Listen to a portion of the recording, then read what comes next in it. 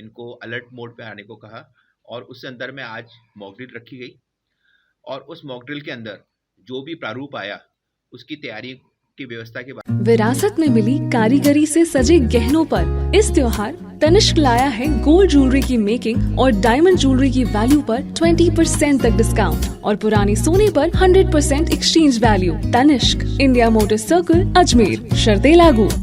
जो चीन में जो बच्चों में जो श्वसन रोग की जो समस्या हुई है उसके संदर्भ में भारत सरकार चिंतित हुई। उस संदर्भ में कल अतिरिक्त मुख्य सचिव महोदय ने हम वीसी ली और सभी डिस्ट्रिक्ट हॉस्पिटल मेडिकल कॉलेज इनको अलर्ट मोड पे आने को कहा और उस संदर्भ में आज मॉक ड्रिल रखी गई और उस मॉक ड्रिल के अंदर जो भी प्रारूप आया उसकी तैयारी की व्यवस्था के बारे में यह जायजा लिया गया और आज हमारे पास में उसके संदर्भ में पूरी तैयारी कर रखी है हमने।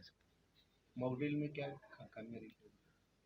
मॉक ड्रिल के अंदर अभी खामियां तो ऐसा कुछ नहीं हमारे पास में। इन्होंने बेड के लिए कहा कि आपके पास में और इसके लिए सारी के जो बेड हैं वो हमने चिन्हित कर लिए जो हमारे पास में है और हर बेड में ऑक्सीजन और आईसीयू की facility, ventilator, oxygen concentrator, oxygen generator और बायोकेमिस्ट्री के जांच, माइक्रोबायोलॉजी, एम्बुलेंस, ये सारी की सारी हमने उसको चिन्हित कर लिया और सारे प्रभारी को हमने बुला करके उनको सेंसिटाइज कर दिया कि इसमें अभी हमने रखा है कि अगर कोई भी इंडोर के अंदर जो मेडिसिन और पीडियाट्रिक्स के अंदर जो इसमें हैं जो मेडिसिन में एल्डरली पर्सन और पीडियाट्रिक्स के अंदर जो 14 से 15 साल के बच्चों को और कोमॉर्बिडिटी और प्रेग्नेंट लेडीज़ को अपन ने इसमें हाई रिस्क माना है इसके अंदर।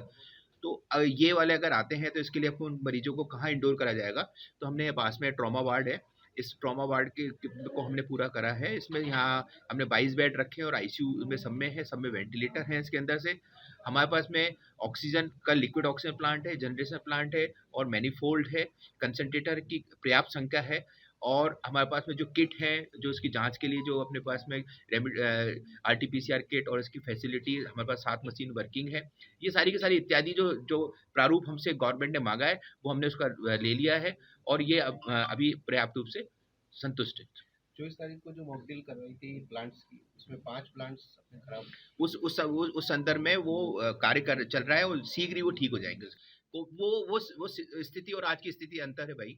उस समय अभी हमारे पास में वेंटिलेटर नहीं थे, जो पहला आया था उस समय भारत सरकार ने हमें वेंटिलेटर दिए थे। आज हमारे पास पर्याप्त मात्रा में वेंटिलेटर है। आज हमारे पास में 250 वेंटिलेटर हैं और ये उसमें से अधिकतर मोस्टली इसमें से फंक्शनिंग है और काम क्रियाशील है।